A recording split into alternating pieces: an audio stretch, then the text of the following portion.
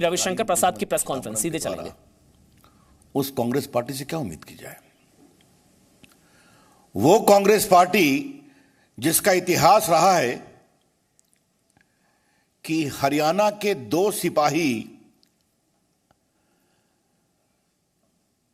स्वर्गीय चंद्रशेखर जी की सरकार में राजीव गांधी के आसपास देखे गए तो चंद्रशेखर जी की सरकार कांग्रेस ने गिरा दी।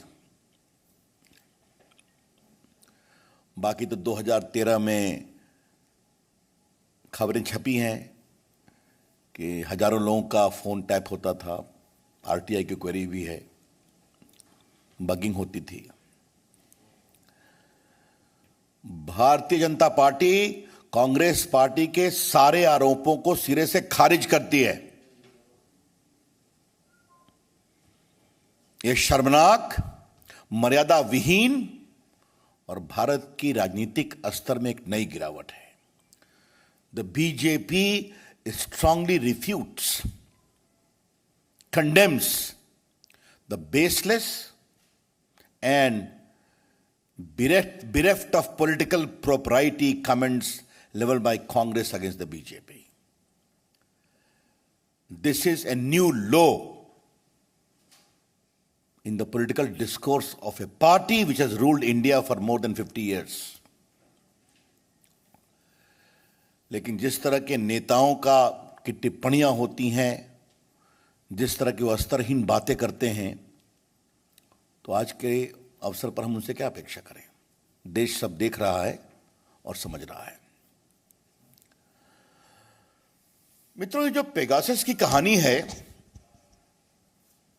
इसका संकेत आईटी मंत्री वैष्णव जी ने दिया था।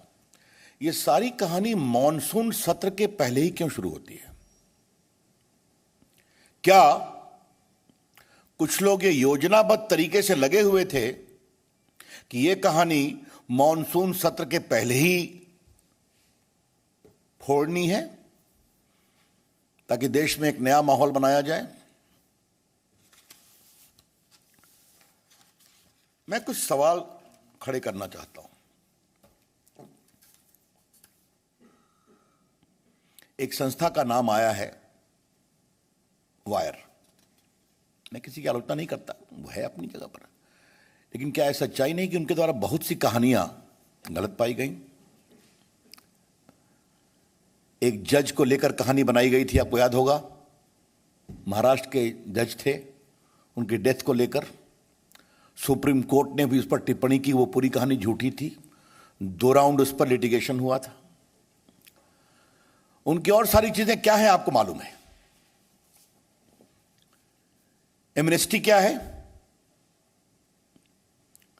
एमनेस्टी का कई मामलों में भारत विरोधी एजेंडा रहा है या नहीं रहा है?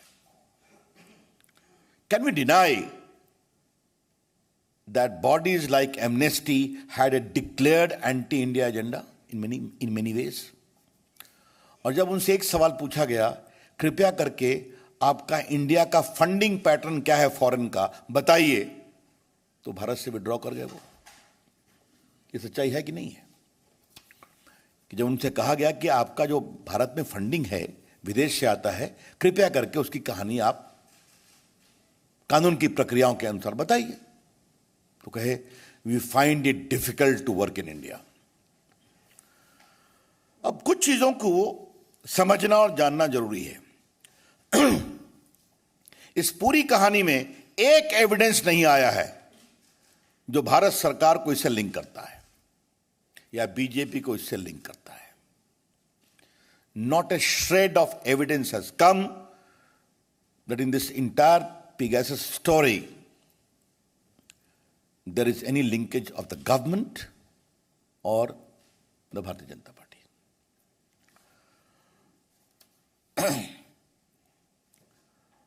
ये सवाल इसलिए जरूरी है कि दुनिया डिजिटल दुनिया है, तो दुनिया में बहुत सारे डाटाबेस हैं, लाखों में है, हजारों में है। तो जब तक आप उस डाटा का कोई एविडेंस नहीं देंगे भारत से लिंक करते हुए, तो आप निष्कर्ष कैसे निकालेंगे? ये आरोप कैसे लगाएंगे आप? और उसमें आपको बता दें कि जिन लोगों ने स्टोरी को ब्रेक किया उन्होंने स्वयं कहा है कि ये फोन नंबर का डाटाबेस में होना इस बात का संकेत नहीं है कि इसे हैक किया गया या इसके साथ कोई इन्फेक्शन विथ पेगासस किया गया।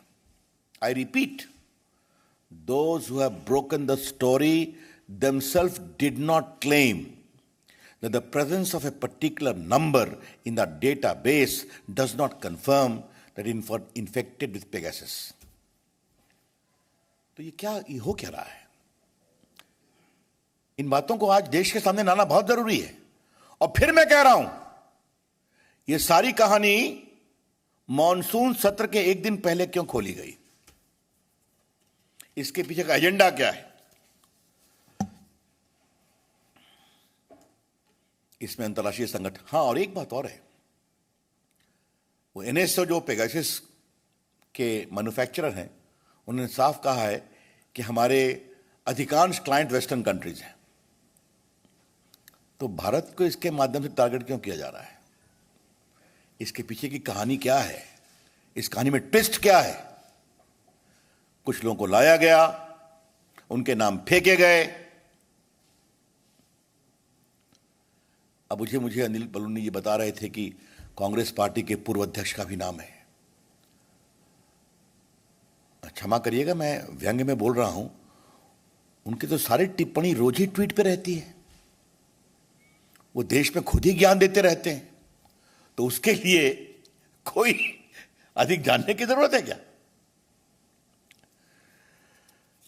अब एक बात हम आपसे और कहना चाहेंगे कि ये जो पूरे ये संस्थाएं, अंतर्राष्ट्रीय संस्थाएं, और भारत में उसको एक प्रकार से फोड़ने की कोशिश और ऐसे मर्यादा विहीन शब्दों की चर्चा, तो क्या भारत की राजनीति में कुछ लोग सुपारी एजेंट हैं क्या? मैं इस शब्द का प्रयोग कुछ जिम्मेदारी से कर रहा हूं। कुछ दल, कुछ नेता, क्या ऐसी अंतर्राष्ट्रीय कॉन्स्पिरेसी होती है तो उसके सुपारी एजेंट बन जाते हैं? और ये कोई नई बात तो नहीं है। याद करिए आप, कभी भारत की विविधता पर चोट हो रहा है, कभी भारत की मीडिया फ्रीडम पर चोट हो रहा है, कभी भारत में मल्टी कल्चरलिज्म पर अटैक हो रहा है। ये चलता रहता है ना, आप देखते हैं। और इन सबों का कारण एकमात्र यही है, एकमात्र, कि हमारे प्रधानमंत्री नरेंद्र मोदी जी की अगुवाई में जो भारत ने दुनिया में अपनी एक साख बनाई है, उससे लोग परेशान हैं। तो इस विकास की यात्रा को रोको और इस आत्मनिर्भर, आत्मविश्वास भारत की यात्रा को रोको। Try to block the story of India's development which is आत्मनिर्भर and which is full of confidence। यह है समस्या। अब यह बताइए कि क्या यह भारत के खिलाफ कुछ रिवेंज है क्या? जिस तरह से भारत ने कोविड में काम किया, जिस तरह से भारत में आज वैक्सीनेशन चल रहा है, लगभग क्या 40 करोड़ हो गए ना? 40 करोड़ दुनिया की बहुत सारी आबादियों से अधिक है। उसमें अधिकांश मेड इन इंडिया वैक्सीन है। आज भारत में कॉन्संट्रेटर बन रहे हैं, पीपीटी किट बन रहे हैं, वेंटिलेटर बन रहे हैं। भारत ने दुनिया में एक नया पैमाना स्थापित किया है। 75% देश के पॉपुलेशन को फ्री वैक्सीन दी जा रही है। तो क्या इससे कुछ लोगों को परेशानी है क्या कि भारत ये सब कैसे कर पा रहा है? चाहे वो डिजिटल इंडिया का क्षेत्र हो, आईटी का क्षेत्र हो, भारत की सेनाओं की बहादुरी का क्षेत्र हो, इससे परेशानी हो रही है क्या? या कुछ लोगों को इससे भी परेशानी हो रही है कि भारत टेक्नोलॉजी में आज सबसे अधिक विदेशी पूंजी निवेश प्राप्त कर रहा है। आपको मालूम होगा दुनिया में।